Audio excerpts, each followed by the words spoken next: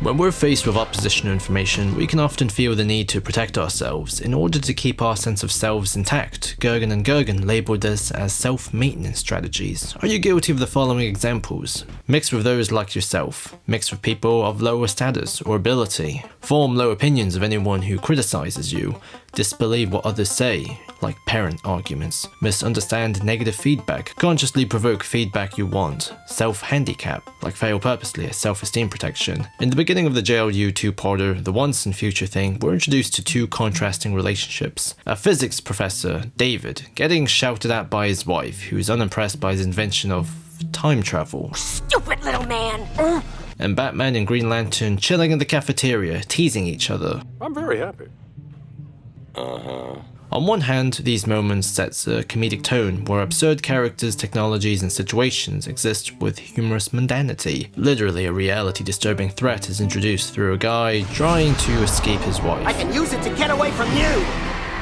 But on the other hand, both moments triangulate around a common experience. Self-esteem maintenance. This then becomes the backbone of the entire journey.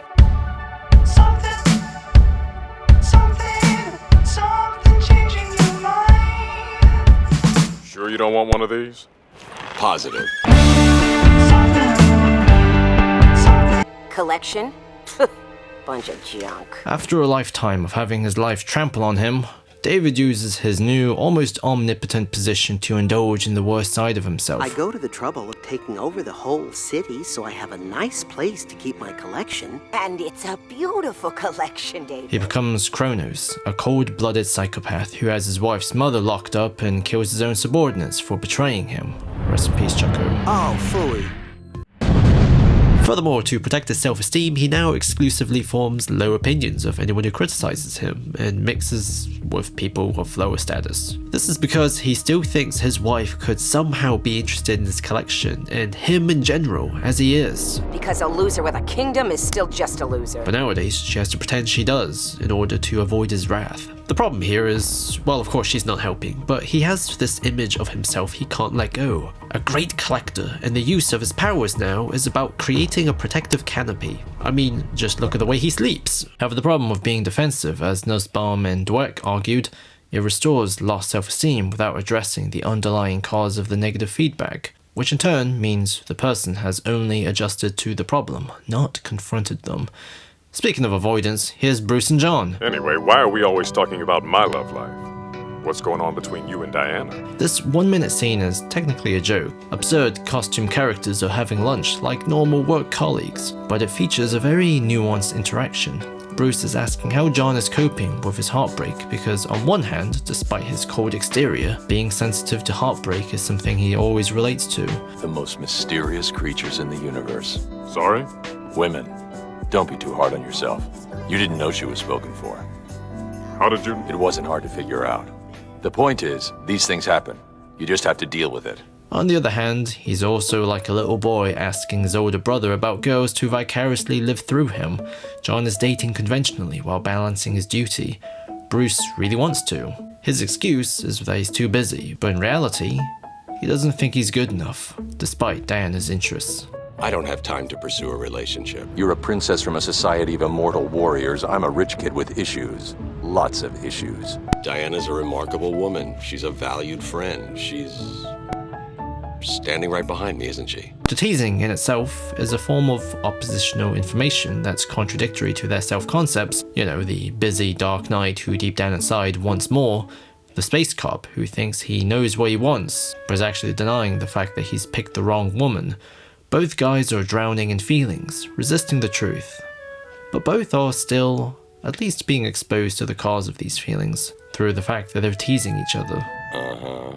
They're then exposed to more than they expect through time travel. The two-parter is bisected by two very different adventures and tones. The first is just delightful. They team up with Jonah Hex and some obscure DC Old West characters to fight the dude who stole Kronos' stuff. The whole final battle just captures the same childlike joys you have with mixing your toys together. Your cowboy figures smashing your robot toys, smashing your tanks, and smashing your superheroes. And I just realized smashing might be a poor choice of words. However, in context with the second part, the fun is actually here to actively disable riddle you with goof, so you're not prepared for what's next. The heroes are basically powerless in the future because the Jokers are so upgraded. The Watchtower was destroyed, and all that's left are Static Shock, 65 is the new 30. Terry and Warhawk. There's two recurring themes in the story, legacy and camaraderie. Camaraderie, and whenever they go, there's always more comrades. Let him. Man needs to balance his own accounts. Legacy in the form of Bruce meeting his future self and his secret son. Not now! Great. Both then experience the horror of seeing Diana erased, while John learns that he'll have a son with the woman who broke his heart. They both experience the reality that they've both been denying this whole time, and in doing so, they become less resistant with the truth. What are you supposed to do when you have the weight of the world on your shoulders? Plant your feet. John loves his son. Bruce lightens up a bit, knowing he'll live a bit longer. When they come back, Batman quickly asks Diana if she remembers her adventure. She doesn't. That complicates things. Both guys begin to process everything. Like the scar on John's bald head, nothing's quite the same anymore. The once in the future thing is about all these dudes who use as various excuses to have some control of their lives from the women they can't help but to obsess over, being confronted by the reality that none of it actually holds weight in the future. Batman's excuses of being too busy, or oh, she's just a colleague and I'm not good enough, doesn't make any sense when he's the one who will outlive everyone. John's supposed happiness is dispelled by the discovery that when his broken heart forgives the woman who broke it, it will bring a good man like Warhawk to the world, someone he'll enjoy being a father to. Get away from my kid! Both characters grow by a few inches. Not in that way. Whereas Chronos still thinks he can impress his wife, even though she'll never give a f about his collection. He would rather rewrite existence from the beginning than change himself. Love me next time! As a result, it's rather symbolic that it ends with Bruce sitting with Diana, John looking at Shaira without lying to himself this time, and David literally living in a loop. Perhaps the best way to work with oppositional information is to grow as opposed to maintain ourselves. And perhaps the best way to be delivered oppositional information is through a friend. And perhaps I should stop saying and perhaps. Anyways, Bruce and John, they're an underrated duo.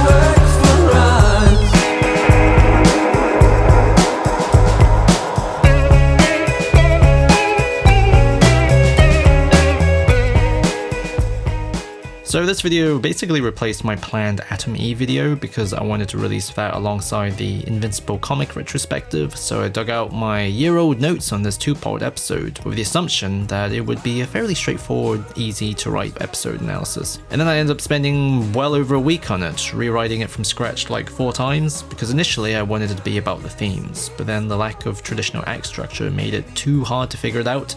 Then it was about the various storytelling techniques to keep the tone together, but then I realized I don't think anyone would be really interested in that. So of course I went back to the drawing board and focused everything on the characters. The big realization I had was the moment between John and Bruce being the only people who remember everything. And I realized, bam, focus on that relationship and contrast it with Chronos, and I kind of like everything just sort of fits into place. Anyways, special thanks to everyone on Patreon. My life is kind of whack right now, so I'm going to keep the updates on there. Thanks.